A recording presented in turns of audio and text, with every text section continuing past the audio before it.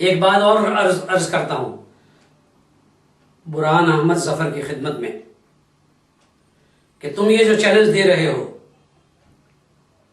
اس سے پہلے بھی تمہارے مربیوں نے چیلنج کیا تھا، اس کا تو جواب نہیں دے سکے۔ مولانا ثناء اللہ امرتسری رحمۃ اللہ علیہ قادیان میں گئے اور مرزا قادیانی اس سے گفتگو نہ کر سکے۔ اب میں مرزا قادیانی کا ایک حوالہ آپ کے سامنے پیش کرتا ہوں۔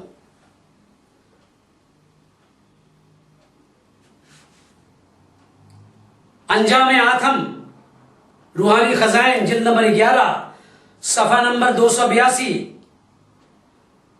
عربی عبارت ہے، اس کا ترجمہ پیش کرتا ہوں۔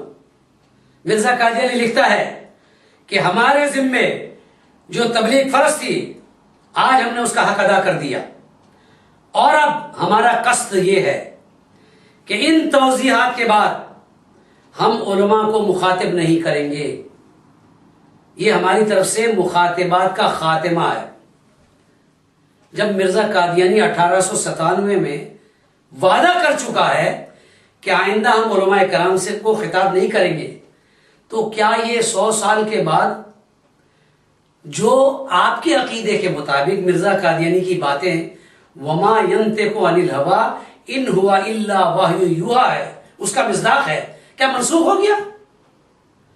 آپ کے نزدیک مرزا قادیانی کے وعدے وعید قول و فعل ایسے نہیں جس کی طرف التفات کرنا مرزا قادیانی کی ضروریت کے لیے ضروری ہو؟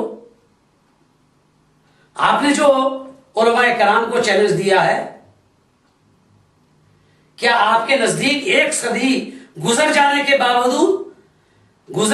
باوجود مرزا قادیانی کا صدق اور کذب اب تک آپ کے نزدیک مشتبہ ہے؟ بھائی ہمارے نزدیک تو مشتبہ نہیں ہے، جیسے میں نے پہلے عرض کیا۔ مرزا قادیانی کا جھوٹا ہونا بے شمار قطعی دلائل کے ساتھ ہم ثابت کر سکتے ہیں۔ مرزا قادیانی کا کذب آفتاب نصف النہار کی طرح عیاں ہو چکا ہے، ظاہر ہو چکا ہے۔ میں آپ کو ان کے جھوٹے ہونے کا ایک دلیل پہلے پیش کرتا ہوں، سن لیجیے اچھی طرح، شاید آپ کو سننے کی تاب آپ نہ لا سکے۔ مرزا قادیانی نے یوں تو مباہلہ کا بڑا چیلنج دیا تھا اس زمانے میں، لیکن نکلنے کی ضرورت نہیں ہوئی، ایک بار پھنس گیا وہ، اور پھنس یوں گیا کہ مولانا عبدالحق غزنوی کے ساتھ مباہلہ اس نے کر دیا۔ پہلے میں مباہلہ کی تشریح کر دوں۔ مباہلہ اس کا نام ہے کہ 2 فریقین ایک میدان میں جمع ہو کر اللہ تعالیٰ کی عدالت میں اپنا مقدمہ پیش کریں اور پھر اللہ تعالیٰ سے استدعا کریں کہ وہ ان دونوں فریقوں کے درمیان فیصلہ کر دے کہ کون سچا ہے اور کون جھوٹا۔ چنانچہ مرزا قادیانی نے عیدگاہ امرتسر کے میدان میں 10 ذی-القعدہ 1310 کو مولانا عبدالحق غزنوی مرحوم و مغفور سے روبرو مباہلہ کیا۔ حوالہ پڑھتا ہوں، میں حوالہ پیش کرتا ہوں، مجموعہ اشتہارات مرزا قادیانی جلد نمبر 1 صفحہ نمبر 427۔ یہ مباہلہ ہوا تھا، یہ بات ثابت کر رہا ہوں۔ مباہلہ کس پر تھا؟ مولانا عبدالحق غزنوی کا مباہلہ اس پر تھا کہ مرزا قادیانی اور اس کے ماننے والے سب کافر، ملحد، دجال، کذاب اور بے ایمان ہیں، اور یہ حوالہ بھی دیتا ہے مرزا قادیانی، مجموعہ اشتہارات جلد نمبر 1 صفحہ نمبر 425، دیکھ لیجئے گا۔ مرزا قادیانی نے اپنی وفات سے 7 مہینے 24 دن پہلے یعنی 2 اکتوبر 1907 کو کہا تھا کہ مباہلہ کرنے والوں میں جو جھوٹا ہو وہ سچے کی زندگی میں ہلاک ہو جاتا ہے۔ میں نے 1 لکھا 2 3، یہ تیسرا نقطہ میں آپ کے سامنے پڑھ رہا ہوں۔ ملفوظات جلد نمبر 9 صفحہ نمبر 440۔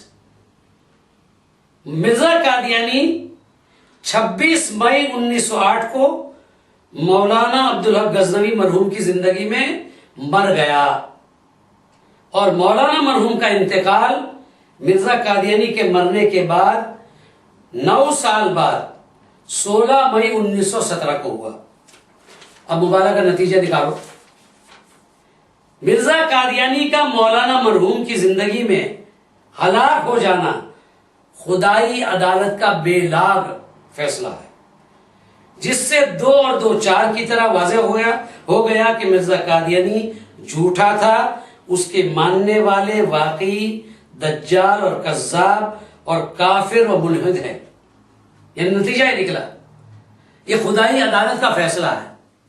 اب اگر یہ صاف فیصلہ ہے، آپ پڑھ لیجئے اچھی طرح، جو حوالے دیے میں نے آپ اچھی طرح پڑھ لیجئے۔ اب دوسری ایک بات آپ کے سامنے پیش کرتا ہوں۔ پہلی جھوٹی بات یعنی جھوٹے ہونے کا ثبوت میں نے یہ پیش کیا، اب دوسری بات میں پیش کر رہا ہوں۔ مرزا قادیانی کے جھوٹا ہونے کے لیے یہی کافی ہے کہ اس نے اپنی نام نہاد وحی میں اعلان کیا کہ محترمہ محمدی بیگم کا آسمان پر میرا نکاح ہو چکا ہے، اور 1888 سے لے کر 1907 تک اس نکاح کے منادی کرتا رہا، اعلان کرتا رہا، اور اس نکاح کو پکا ثابت کرنے کے لیے اس نے ضمیمہ انجام آتم میں یہاں تک لکھ دیا، یاد رکھو، پڑھ لو، یاد رکھو، اگر اس پیش گوئی کی دوسری جز پوری نہ ہوئی، دوسری جز کیا ہے؟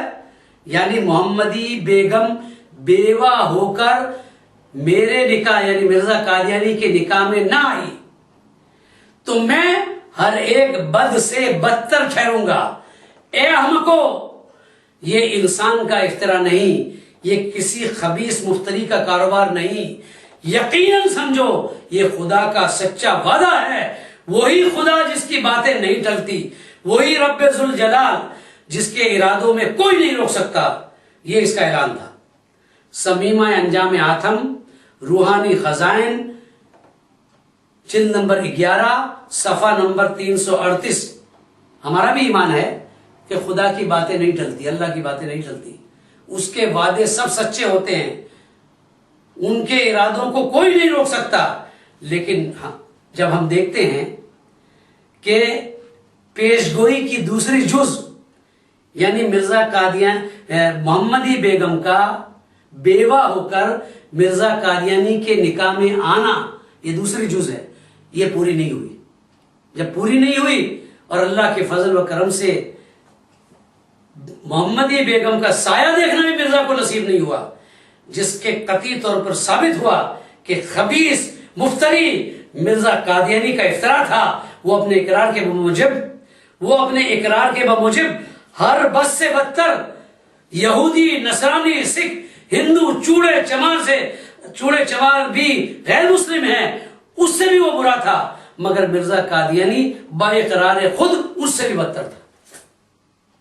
یہ اس کا فیصلہ ہے، اپنا اقراری فیصلہ ہے۔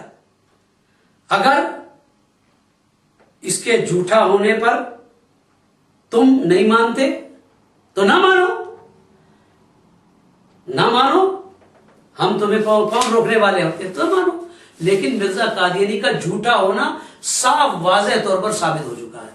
تم اس جھوٹے کو نبی مانتے ہو، اس جھوٹے کو مسیح مانتے ہو، ہیں؟ اب آپ بتاؤ بھائی، یہ چیلنج جو تم نے کیا ہے، تو بہرحال